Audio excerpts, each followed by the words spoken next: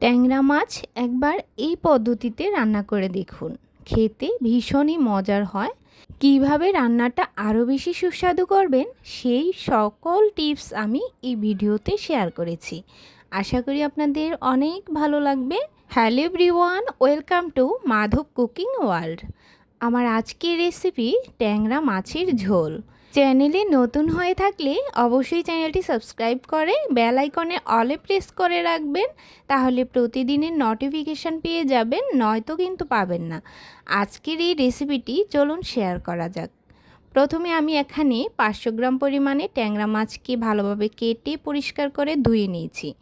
এবার এর সাথে 1 টেবিল চামচ লবণ, 1 টেবিল চামচ হলুদের গুঁড়ো, হাফ চামচের অর্ধেক লাল মরিচের গুঁড়ো দিয়ে সামান্য একটু সরিষার তেল উপর দিয়ে দিচ্ছি। এবার খুব ভালো করে মিক্স করে নিচ্ছি। এই লবণ হলুদটা ভালোভাবে মেখে নিতে হবে একটু সময় নিয়ে। যতটা সময় নিয়ে হলুদ লবণগুলো মাখাবেন মাছের সাথে, তত ভালোভাবে এগুলো মিশে যাবে। আর এইভাবেই আমি 10 মিনিটের মতো মাছগুলোকে রেস্টে রেখে দিব, যাতে লবণ হলুদ আর মরিচটা খুব ভালোভাবে মাছের সাথে একদম মিশে যায়। এতে করে টেস্টটা কিন্তু খুব ভালো আসে। মাছগুলোকে রেস্টে থেকে নিয়ে এবার আমি ভাজবো। এখানে কিছুটা প্যানে তেল দিয়ে দিলাম। তেলটা ভালো মতো গরম হলে এর মধ্যে এবার এক এক করে সবগুলো ট্যাংরা মাছ দিয়ে দিচ্ছি। ট্যাংরা মাছগুলো যখন ছাড়বেন তখন একটু চুলার আঁচটা লোয়ে রাখবেন। তারপর একটু মিডিয়াম আঁচে সবগুলো মাছ এভাবে দুপাশ একটু লাল লাল করে ভেজে নেবেন। ট্যাংরা মাছগুলোকে সাধারণত একটু লাল লাল করে ভাজলেই ভালো লাগে, তবে সেটা যদি একটু বড় সাইজের হয় তাহলে। যেহেতু আমার মাছগুলো একটু বড় সাইজের ছিল, সেজন্য আমি ট্যাংরা মাছগুলোকে একটু ভালো করে ফ্রাই করে নিয়েছি। আর যদি এভাবে ফ্রাই করেন তাহলেই কিন্তু টেস্টটা আরও বেশি ভালো আসে। তো সবগুলো ফ্রাই করা হয়ে গেল। এবার এই তেলের মধ্যেই এখানে গোটা দারচিনি 2 টুকরো করে দিয়েছি, একটা তেজপাতাকে টুকরো করেছি, আর 2টো এলাচকে একটু ফেটিয়ে দিয়েছি ফ্লেভারের জন্য। এবার সাথে 1 টেবিল চামচ দিয়ে দিলাম গোটা জিরে।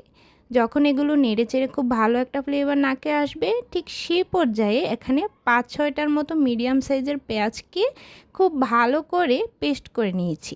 এবার এগুলোকে দিয়ে ভালো করে কিছুক্ষণ নেড়েচেড়ে মিশিয়ে নেব। যেহেতু মাছ ভাজার ফলে একটু হলুদ ভাবটা রয়ে গেছে, তো পেঁয়াজের সাথে আলাদা করে এখন আর কোনো হলুদ দিব না। এভাবেই পেঁয়াজটাকে কিছুক্ষণ ভালো করে ভেজে নিব। পেঁয়াজটা এভাবে পেস্ট করে দেওয়ার ফলে একটু সময় নিয়ে পেঁয়াজটাকে ভেজে নিতে হবে, তাহলে কাঁচা ভাবটাও চলে যাবে আর কিন্তু যে গ্রানটা সেটাও চলে আসবে। পেঁয়াজটাকে এই অবস্থায় একটু ভালো করে ভেজে নিলেই তবেই টেস্টটা আরও বেশি ভালো আসবে। তো যতটা সম্ভব একটু সময় নিয়ে পেঁয়াজটাকে ভেজে নেবেন। ভেজে নেওয়ার এক পর্যায়ে দেখবেন যে তেল ছাড়া শুরু হয়েছে আর পেঁয়াজটাও অনেকটা জলটা টেনে গিয়ে শুকনো শুকনো হয়ে এসেছে। ঠিক সেই পর্যায়ে আমি এখানে 2 টেবিল চামচ ভর্তি করে আদা বাটা দিয়ে দিলাম, 1 টেবিল চামচ হলুদ গুঁড়ো, 1 টেবিল চামচ লাল মরিচের গুঁড়ো, 1 টেবিল চামচ জিরা গুঁড়ো আর 1 টেবিল চামচ ধনিয়ার গুঁড়ো দিয়ে দিলাম।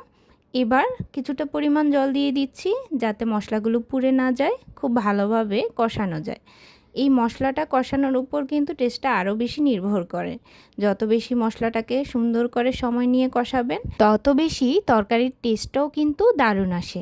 আর এভাবেই মশলাটাকে আমি 5 থেকে 6 মিনিটের মতো মিডিয়াম আঁচে কষিয়ে নিচ্ছি। আর যতক্ষণ না পর্যন্ত দেখবেন যে উপরের কালারটা চেঞ্জ হয়ে আসছে, ততক্ষণ পর্যন্ত এটা কষিয়ে নিব। তো আমি দেখুন মশলাটাকে খুব ভালো করে কষিয়ে নিয়েছি আর এরকম শুকনো শুকনো হয়ে এসেছে। ঠিক এই পর্যায়ে আমি ঝোলের জন্য এখানে জল অ্যাড করে দিচ্ছি। জলের পরিমাণটা আপনারা কীরকম ঝোলটা রাখতে চান সেই অনুযায়ী অবশ্যই অ্যাড করে দিবেন।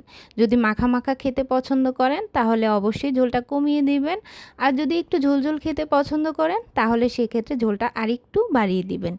এবার এই মাছগুলো আমি এক এক করে সবগুলো আলতো করে দিয়ে দিচ্ছি, আর খুব বেশি নাড়াচাড়া করব না, একটু সামান্য ঝোলের মধ্যে ডুবিয়ে দিচ্ছি যাতে মাছগুলো ভেঙে না যায়। এবার একটু নেড়েচেড়ে মিশিয়ে মিডিয়াম থেকে একটু হাইয়ে রেখে আমি ঝোলটাকে বসিয়ে রাখবো আর পুরোপুরি ঝোলটা ভালোভাবে হওয়ার জন্য অপেক্ষা করব। 5 থেকে 6 মিনিটের মতো রান্না করার পর যখন ঝোলটা একটু টেনে আসবে তখন আমি এর মধ্যে ধনেপাতা কুচি দিয়েই নামিয়ে নেব। আর এরকমভাবে একবার হলেও বাসায় ট্রাই করবেন, আশা করি অনেক ভালো লাগবে। এরকম মজার মজার আর একদম সিম্পল রেসিপিগুলো দেখতে আমার চ্যানেলটি ঘুরে আসতে পারেন। লাইক আর শেয়ার করতে কিন্তু একদমই ভুলবেন না। আজকের মতো এই পর্যন্তই। সবাই সুস্থ থাকবেন, ভালো থাকবেন। ধন্যবাদ সবাইকে।